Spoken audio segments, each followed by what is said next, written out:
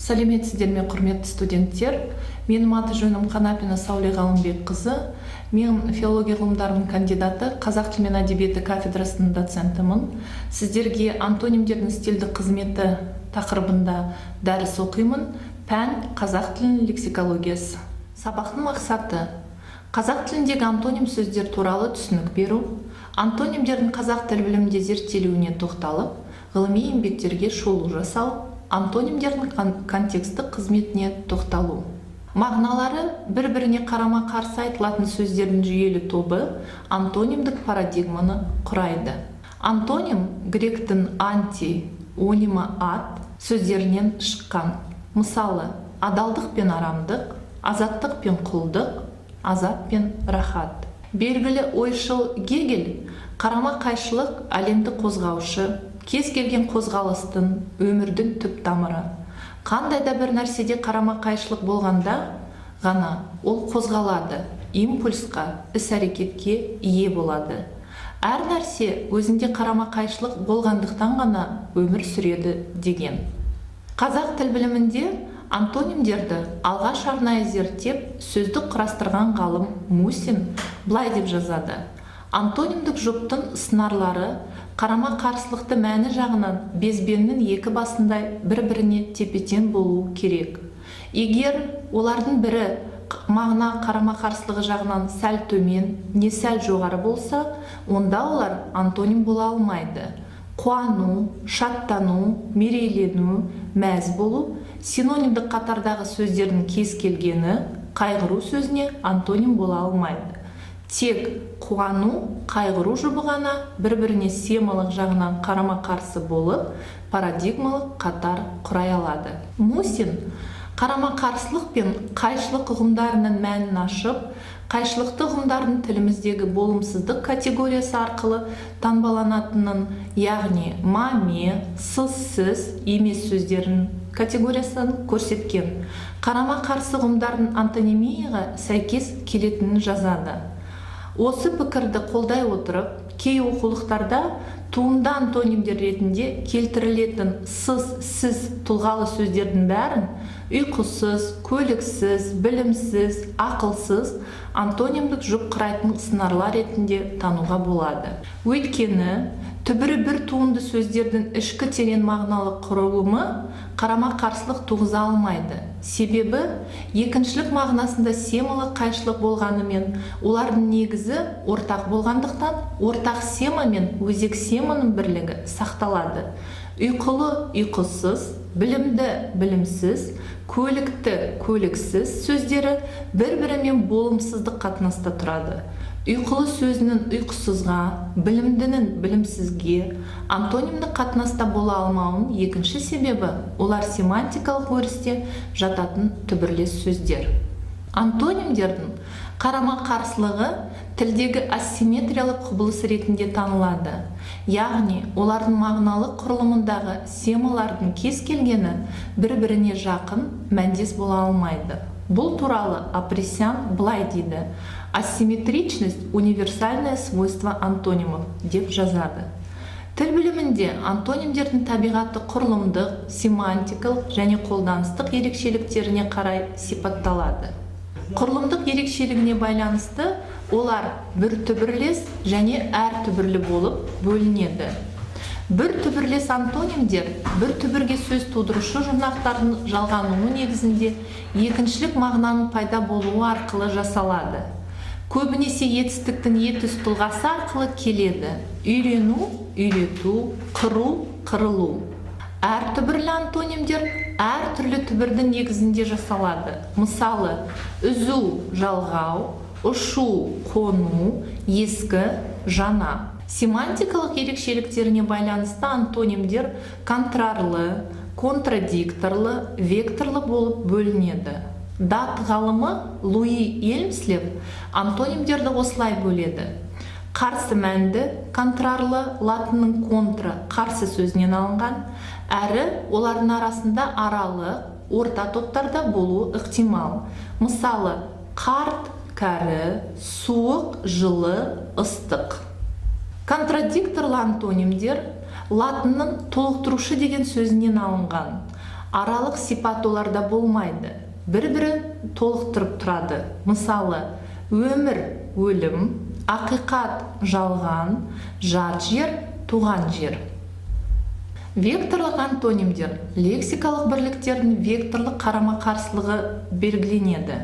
Мысалы, кіру, шығу, ашу, жабу, жасару, қартаю, ашылу, жұмылу, апару, әкелу.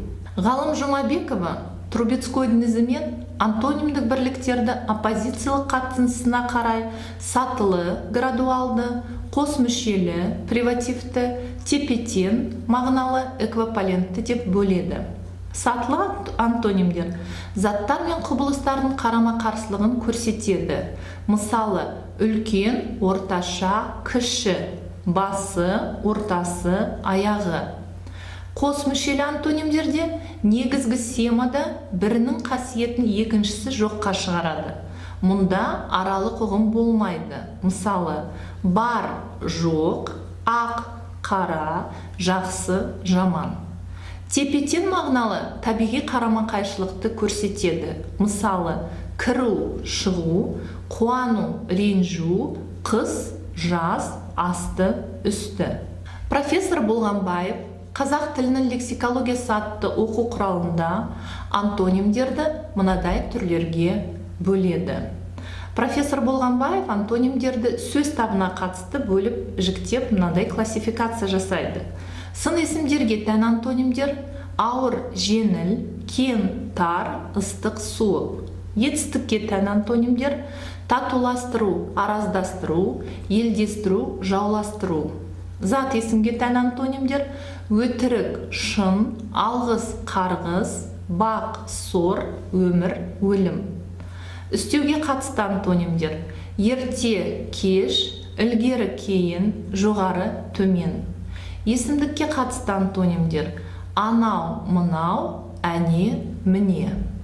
Ғалым Анар Салқынбай антонимдерді былай жіктейді. Құрылымдық ерекшеліктеріне байланысты екі түрге бөледі. Біріншісі бір түбірлес антонимдер, екіншісі әр түбірлі антонимдер. Семантикалық ерекшеліктеріне байланысты үш түрге бөледі. Бірінші қарсы мәнді контрарлы антонимдер, екінші толық комплементарлық антонимдер, үшінші векторлық антонимдер. Ғалым Смағұлова өмірде болатын түрлі қарама-қайшылықтар адамның логикалық, танымдық және психологиялық ерекшеліктеріне әсер етеді деп, бұдан қарама-қарсылықтар пайда болады дейді. Ғалым Смағұлова антонимдерді фразеологизм құрамында қарастырады. Антоним сөздер фразеологизм құрамында қарсы мағыналық негізде айтылса, онда фразеологиялық антонимдер бір құрылымды болып келеді деп мынадай мысал келтіреді. Ыстық қанды, суық қанды, дүниеге келу, дүниеден кету. Ал антонимдік фразеологизмдер лексикалық құрылымы мен синтекстік құрылысы жағынан ерекшеленіп тұрса, онда олар әр құрылымды болады. Мысалы, ауылы аралас, қойы қоралас болу, ит пен мысықтай болу, ит арқасы қиянда, таяқ тастам жер, әмпей-жәмпей болу, жүз жыртысу. Жүсіпов Асқар Елтайұлы қазіргі қазақ тіліндегі қарама-қарсылықтың коннекторлары атты кандидаттық диссертациясында қарама-қарсылық және қайшылық не үйлеспеушілік мәселесіне тоқтай отырып, қарама-қарсылықтың екі түрі болу мүмкіндігін көрсетеді. Бірінші, бір заттың бойындағы немесе бір құбылыстың ішіндегі қарама-қарсылық, екінші, екі заттың не құбылыстың арасындағы қарама-қарсылық. Антонимдердің контекстік қызметіне тоқталар болсақ, қолданыстағы функционалдық ерекшеліктеріне байланысты бұлар екіге бөлінеді: жалпы тілдік антонимдер және контекстік антонимдер. Жалпы тілдік антонимдер тілдік нормада және әдеби тілдік қолданыста жұмсалатын лексикалық бірліктер жатады. Мысалы, сүйкімді болат қанжар тұрсын жайнап, ыстық суық майданда шығады ойнап. Контекстік антонимдерге қарама-қарсы мәні жалпы тілдік норма жүйесінде танылмаған, қабылданбаған, тек белгілі бір контекстте ғана ерекше семаға ие болады. Мысалы, атымды адам қойған соң қайтып надан болайын деген Абайдың сөзіндегі адам, надан сөздері антонимдік қарама-қарсы мәнінде жұмсалған. Антонимдердің мәтіндегі қолданылу ерекшеліктеріне қарай, олар қарама-қарсы қою қызметі арқылы бөлінеді, іс-әрекеттің жалғаспалылығы арқылы, салыстырылуы арқылы, кезектесіп келуі арқылы. Қарама-қарсы қою қызметі, мысалы, жұрт қашатындай қатты болма, жұрт таптардай жұмсақ болма. Іс-әрекеттің жалғаспалылығын көрсететін, гүл тікенмен бірге өседі, қуаныш қайғымен бірге жүреді. Салыстыру арқылы келетін антонимдер. Жақсы сөз сүйіндіреді, жаман сөз күйіндіреді. Кезектесіп келетін антонимдер. Рахат іздесен бейнетінен қорықпа, қуаныш іздесен қайғысынан қорықпа. Сіздердің назарларыңызға антонимдерді зерттеу барысында, антонимдерді жалпы танып білу үшін, контексті қызметін анықтау үшін мынадай әдебиеттер ұсынылады. Ғабдолла Қалиевтің тіл білімі терминдерінің түсіндірме сөздігі, Қалиев пен Болғанбаевтың авторлық бірлестігінде жазылған қазіргі қазақ тілінің лексикологиясы мен фразеологиясы оқу құралы, Анар Салқынбайдың қазіргі қазақ тілі оқу құралында сөз жүйесі лексикология бөлімі ұсынылады. Және де кандидаттық диссертациялардың авторефератын қарастыруға болады. Сіздердің силабустарыңызда лексикология пәнінен курстық жұмыс жазу берілген, сонда тақырыптар ұсынылған. Сол тақырыптарға қатысты мысалы мынадай көркем шығармалар талдауға болады. Ақан Нұрмановтың Құланның ажалы, Әбдіжәміл Нұрпейісовтің Соңғы парыз, Шыңғыс Айтматовтың Ғасырдан дозақ күн, Оралхан Бөкейдің шығармалар жинағынан әңгімелерді, шағын повестерді талдауға болады. Мынау міне сіздерге ұсынылып отырған пайдаланылған әдебиеттер тізімі. Назарларыңызға рахмет.